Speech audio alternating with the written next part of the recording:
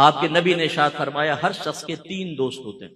پھر وضاحت کرتے ہوئے ارشاد فرمایا پہلا دوست انسان کا مال ہے. جیسی موت آئی مال گیا. اور یہ یاد رکھیے گا جتنا مال چھوڑ کر مریں گے موت اتنی دردناک ہوگی. آپ کی لینڈ کروزر ادھر، جوتے، موزے، کپڑے، بڑا محل، جتنا آدمی مال چھوڑ کے مرتا ہے اتنی تکلیف زیادہ. آپ کے پاس 40,000 کا موبائل ہے، کوئی سنیچ کر کے لے جائے تو دکھ ہوگا نا، لیکن 1 لاکھ کا ہو تو، اور اگر 5 لاکھ کا بریف کیس چھین کر بھاگ جائے تو، اور اگر آپ کی دکان میں 2 کروڑ کی ڈکیتی کر کے چلے جائیں تو، جتنا زیادہ مال چھنتا ہے اتنی اذیت اور تکلیف زیادہ ہوتی ہے، جو ابھی ہمیں نہیں پتہ چل رہی ہے موت کے وقت ہوگی.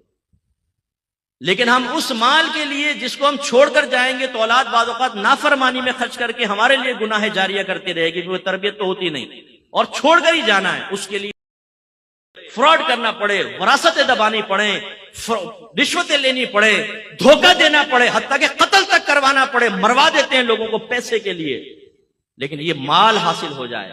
جیسی موت کا جھٹکا آئے گا گئے. حضرت سیٹھ جی کو فکر تھی 1 کے 10 کیجئے، موت آ پہنچی کہ صاحب جان واپس کیجئے.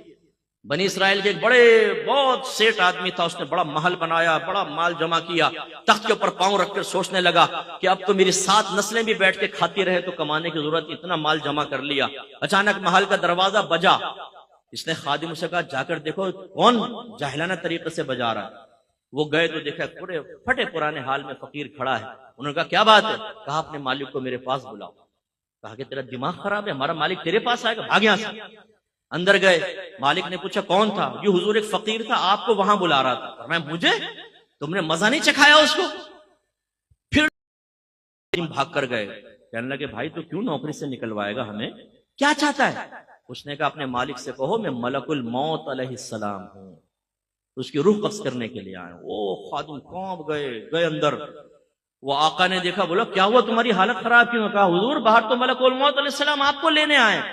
وہ بھی کانپ گیا. کہنے لگا ان سے کہو کسی اور کو لے جائے میری جگہ. ملک الموت علیہ السلام اندر تشریف لائے. فرمایا جب موت کا وقت آتا ہے پھر ٹلتا نہیں ہے، لیکن مجھے اللہ نے حکم دیا ہے کہ مجھے تھوڑی سی تجھے میں مہلت دے دوں، تو جو کرنا چاہتا ہے کر لے. اس نے کہا اچھا. سارا مال جمع کیا اور کہا اے مال تجھ پہ خدا کی لعنت ہو جائے، تو نے مجھے غافل رکھا اور تیری مشغولیت میں اپنے اللہ کو راضی نہ کر سکا، تجھ پہ لعنت ہو جائے. اس مال کو اللہ نے بولنے کی طاقت عطا فرمائی. اس مال نے کہا لعنت مجھے نہ کر، اپنے آپ کو لعنت کر. اگر تو مجھے اچھے انداز سے کما کر اللہ کی رضا میں خرچ کرتا میں تیرے کام آتا. تو نے غلط طریقے سے خرچ کیا اور جمع کیا، کی وجہ سے تو نے عزتیں پائیں. تو اس وقت بادشاہوں کے دربار میں چلا جاتا تھا جب دینداروں کو وہاں سے ہٹا دیا جاتا تھا. اس مال سے تو نے عیش کیا ہے، اپنے آپ کو ملامت کر. اور پھر حدیث روایت میں آتا ہے کہ ملک الموت علیہ السلام نے اس کی روح قبض کی اور وہ پہاڑوں کے برابر اپنی دولت کو دیکھتا ہوا مر گیا. بے فکر رہیں، یہ عنقریب اعلان ہوگا. مفتی اکمل صاحب کا انتقال ہو گیا، فلاں کا انتقال سنتے ہیں نا ہم. آپ کا میرا بھی مسجد کے مائک پہ اعلان ہو رہا ہوگا. ہم نے کون سا ایسا آب حیات خضر علیہ السلام سے لے کر پی لیا کہ ہمیں موت نہیں آئے گی، محلے والے مر جائیں گے ہم بچیں گے؟ بہت جلد موت آنے والی ہے. اس لیے اپنا محاسبہ کریں، اپنا احتساب کریں. جو شادی شدہ ہیں اپنی لائف کو شریعت کی طرف لے کر آئیں اور تقاضائے شریعت کو پورا کریں تو نجات ہوگی.